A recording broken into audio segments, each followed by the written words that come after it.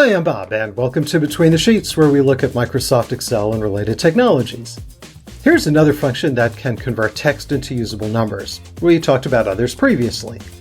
If you somehow get a lot of numbers that are formatted European style, they'll have periods where the commas should be and commas where the periods should be, if you're in the US. To make matters worse, Excel will probably treat them as text, not numbers.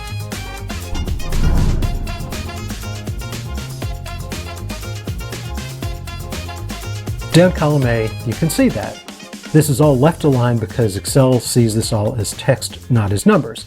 To convert them to numbers and fix the commas and periods, we're going to use the number value function. Let's take a look at the syntax.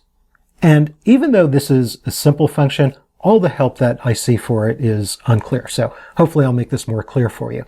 It's equals number value, and there's one argument that is required. That's the text that we're working on. Two other arguments are optional, but you probably will want to use them. And what's important, and what I've seen is unclear, is the punctuation that separates decimals, the punctuation that separates thousands. Is it the current punctuation, or is it the punctuation that you want? Well, the answer is that this is the punctuation the text currently has. It is not the punctuation that you want it to be. So if you get a pound value error, it's fairly common, it means you probably reversed what these two options should be. Also, because these two arguments are going to be text, they need to be in quotation marks. Let's go do it. So I'm going to say equals number value. I'll just hit the tab key to get in there.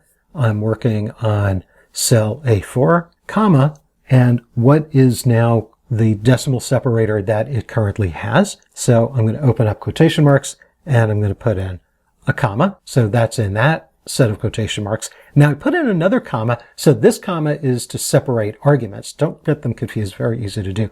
Now I'm going to open up another set of quotation marks, what is currently, they call it the group separator. It's really the thousand separator, and it's currently a period.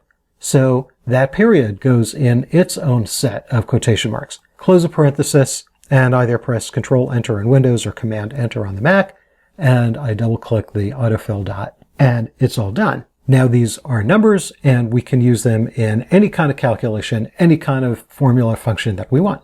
If you want the results to be numbers, not formulas, copy to the clipboard, then paste as values. So be sure to check out my course, Excel 365 for Busy People. Until next time, my name is Bob, and this has been Between the Sheets.